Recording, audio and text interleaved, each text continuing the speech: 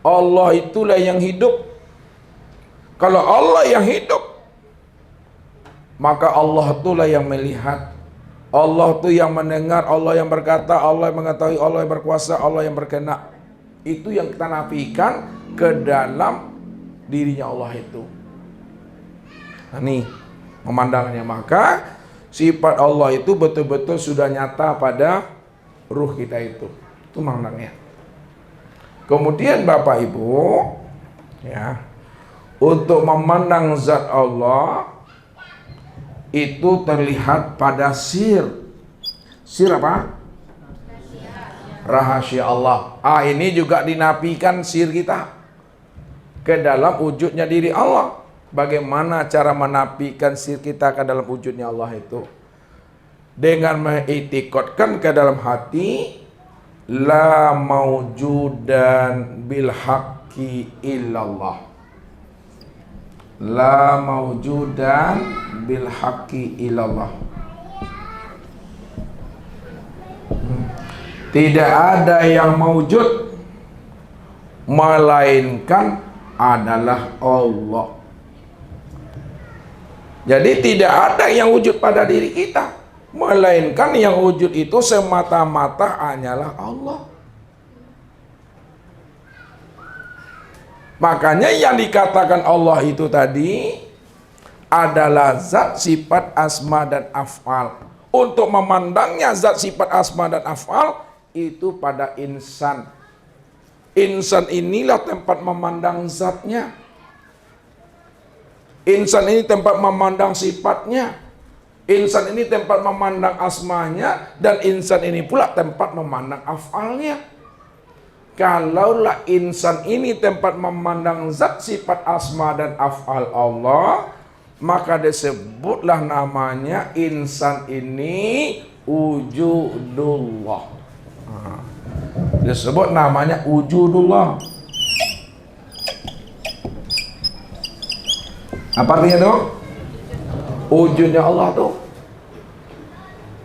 Kalaulah insan ini disebut namanya wujud Allah, maka disitulah betul-betul nyatalah Allah itu senyata-nyatanya. Teranglah Allah itu seterang-terangnya. Jelaslah Allah itu sejelas-jelasnya. Kalaulah insan ini tempat memandang wujud Allah, maka disebutlah insan ini namanya wujudullah, atau kenyataan Allah. Kalau ini adalah kenyataan Allah, wujudnya Allah, zahirnya Allah, mazharnya Allah, berarti Allah itu telah terang. Allah itu betul-betul jelas. Allah itu betul-betul nyata. Kalau Allah telah terang, jelas dan nyata, maka tidak ada lagi yang terhijab diri kita ini untuk memandang akan kezahiran dan kewujudan Allah itu. Karena Allah itu azharu min kulli syai'. Allah itu lebih nyata, lebih terang, lebih jelas dari segala sesuatu. Kalaulah spidol ini terang, maka Allah lebih terang, lebih spidol ini. Kalaulah mic ini wujud, maka Allah lebih wujud daripada mic ini. Kenapa? Kewujudan dan kezahiran Allah bi kulli syai'in muhit, meliputi sekalian yang wujud, meliputi sekalian yang ada. Karena segalian yang wujud dan segalian yang ada, itulah sebenarnya nyatanya memandang akan dirinya. Makanya pandangan Bapak Ibu tidak boleh putus untuk memandang Allahnya pada segala yang zahir, pada segala yang nyata, pada segala yang wujud, pada segala rupa, segala bentuk. Apapun bentuk dan rupanya itu, itulah nyatanya aku, kata Allah. Siapa yang telah bisa memandang kewujudan Allah, kezahiran Allah, kenyataan Allah dalam pandangan ainul basirah, pandangan hati yang dihantarkan ke mata, maka itulah yang disebut namanya amal yang daimun, amal yang kekal, amal yang berkesinambungan itu. Amal yang daim, amal yang kekal, amal yang menyaksikan Allah pada segala sesuatu dalam bentuk rupa yang berbeda, wujud yang lain, sempurna pada diri. Inilah yang disebut amal yang berkekal itu, yang juga dikatakan namanya amal yang soleh itu. 24 jam Bapak Ibu. Bapak Ibu itu beramal zahir dan batin. Kalaulah kita dalam dikatakan amal yang zahir dan batin, yang sudah daim, yang sudah berkekalan, yang disebut amal yang soleh,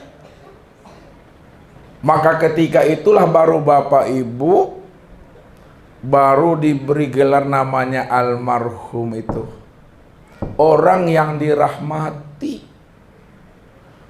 Maka Bapak Ibu yang malam ini sudah almarhum dan almarhumah gelarnya. Amin kan Bapak Ibu? Iya, orang yang mati di dalam hidup. Orang yang mati di dalam umurnya, sebelum habisnya usianya, itu almarhum. Jadi nggak sembarangan Bapak Ibu, orang yang takut mati tak dapat gelar almarhum. Nah, kalau betul-betul Bapak Ibu ruhnya ini melepaskan cangkangnya, barulah sempurna matinya itu. Barulah sempurna almarhumnya itu, zahir dan batin. Di dunia almarhum, di akhirat juga almarhum. Itulah orang yang hidup jaya, mati sempurna di dalam kuliman la ilaha illallah. Ya. Jadi orang yang matinya jaya, sempurna dalam kuliman la ilaha illallah, karena dia telah mengenal yang Allah itu. Dia telah mengenal zat itu. Dia telah mengenal sifat itu. Dia telah mengenal asma dan afal itu nyata pada diri ini. Kalau udah sempurna Bapak Ibu, itulah dia orang yang hidup jaya mati sempurna di dalam rahmatnya Allah itu, di dalam rahimnya Allah. Itu amal yang berkekalan Bapak Ibu. Setiap gerak Bapak Ibu, setiap diamnya Bapak Ibu, itu udah amal yang daim namanya. Jadi amal yang kekal, amal yang daim, apa itu tadi namanya Pak Aris? Yang sebut amal yang kekal, amal yang daim, setiap gerak dan diamnya Pak Aris itu amal yang bagaimana? Mantapkan kalimatnya, Khalifah. Amal yang kekal, amal yang daim, dari setiap gerak dan diam itu amal yang bagaimana? Itu dia amal yang sempurna, mengenal, menyaksikan Tuhan. Kalau bahasa yang padatnya, amal yang kekal, amal yang daim, amal yang menyaksikan Allah. Itu bahasa hakikat. Diutarakan isi dalam tuh amal yang daim, amal yang kekal, amal yang berkesinambungan, amal yang telah menyaksikan Allah. Kalau udah paham Bapak Ibu, udah mengerti Bapak Ibu bahwa amal yang kekal, amal yang daim adalah menyaksikan Allah, tak ada diri yang lain, maka ketika itu tidak ada lagi disebut-sebut menyaksikan Allah. Tak lagi diungkap-ungkapkan menyaksikan Allah. Kenapa? Karena yang menyaksikan dengan yang disaksikan satu juga wujudnya, satu juga orangnya. Kalau sudah satu juga orangnya, sudah satu juga wujudnya, perlukah disebut-sebut lagi menyaksikan? Tak perlu lagi. Perlukah disebut lagi namanya liqa? Bertatap wajah? Tidak perlu lagi. Jadi kata-kata liqa, kata-kata bertatap wajah itu sebelum dia mengenal. Kalau sudah mengenal, Tak ada lagi itu liko dan bertatap wajah itu.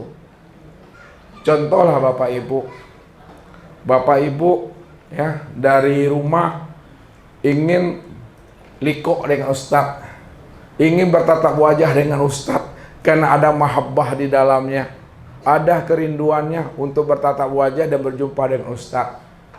Bapak Ibu sampai ke sini, ketika sudah sampai di sini, udah berjumpa dengan ustadz, ada lagi bahasanya itu berlikok lagi? Adakah bahasanya rindu dan bersua lagi? Tak ada lagi. Karena memang udah bertemu orangnya, udah bertemu wujudnya, tidak ada bahasa likok itu. Tak ada lagi bahasa mahabbah, udah sampai. Itu maksudnya. Jadi kalau kita lafazkan, likok, berjumpa, bertatap wajah, bermahabbah, itu duduknya itu di hakikat. Hakikat itu di sifat. Namun kalau udah berjumpa, udah bersuah, duduknya di zat, tidak ada ungkapan kata di situ, la sautun wala harfun itu. Nah, itu maknanya. Sama dengan makna lebur. Sama maknanya dengan makna fana.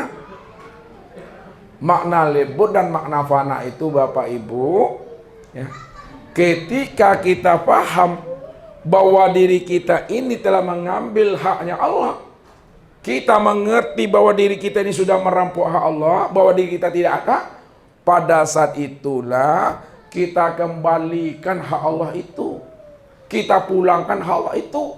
Mana hak Allah yang telah kita ambil selama ini? Itulah yang sama basar kalam ilmu kodorat iradat hayat. Itu yang sebut namanya dengan wujud. Kalau udah dikembalikan Bapak Ibu, adakah bahasa fana lagi? Adakah bahasa lebur lagi? Tidak ada bahasa fana dan lebur. Bahasa fana dan lebur itu sebelum kita mengenal. Kalau udah mengenal, udah kita pulangkan, tidak ada bahasa fana di situ lagi. Dalam pandangan makrifat, nah ini lagi. Dalam pandangan makrifat lagi. Dalam pandangan makrifat, perlukah Bapak Ibu memulangkan hak Allah? Padahal diri Bapak Ibu itu sejak mula jadinya memang tidak pernah ada. Apa yang mau dikembalikan kepada Allah? Diri Bapak Ibu tidak pernah ada. Jadi tidak ada yang mesti dikembalikan kepada Allah. Karena diri kita ini memang tidak pernah ada sejak mula jadinya. Diri Allah cuma yang ada. Cuma karena kita tidak mengenal, maka disitulah ada pengakuan itu sebenarnya. Nah, jadi kuncinya itu, akui sajalah Allah itu yang wujud, nah itu aja. Kalau kita akui Allah itu yang wujud, maka yang melihat itu siapa tuh? Yang hidup siapa? Kalaulah yang wujud, yang melihat dan yang hidup hanya Allah, maka juga tak ada lagi bahasa itu memulang-mulangkan. Memang sejak mula jadinya memang diri kita nggak pernah ada Bapak Ibu. Cukup disadari, cukup dipahami bahwa diri kita sejak mula jadinya tidak pernah ada. Maka ketika itu Bapak Ibu, apapun amal yang Bapak Ibu lakukan, itu namanya amal daimun, amal yang bako, amal yang berkekalan, amal yang berkesinambungan itu. Setiap gerak, setiap diam, setiap detik, itu amal yang berkekalan. Itulah orang yang beradab dengan Tuhan. Ya, kalau kita tidak beradab dengan Allah, ya, maka matinya kita itu mati dalam keadaan zulumat, mati dalam keadaan al-mal'un. Walaupun zahirnya disebut orang almarhum, tapi hakikatnya dia adalah al-mal'un, karena dia merampok Allah itu. Mungkin ini Bapak Ibu, ya, mesti kita pahami bagaimana jalan untuk, ya, mendapatkan amal yang berkekalan itu. Syaratnya itu kita mesti mendapatkan gelar almarhum. Untuk mendapatkan gelar almarhum, syaratnya kita mesti mati. Mati di dalam hidup, mati sebelum habisnya usia umur kita ini. Sehingga setiap gerak, setiap diam, Tidak ada lagi yang bergerak dan dia melainkan hanya dia semata-mata. Nikmati aja lagi itu. Tak perlu disebut-sebut lagi Bapak Ibu. Ya. Itu yang disebut namanya yang daim tuh.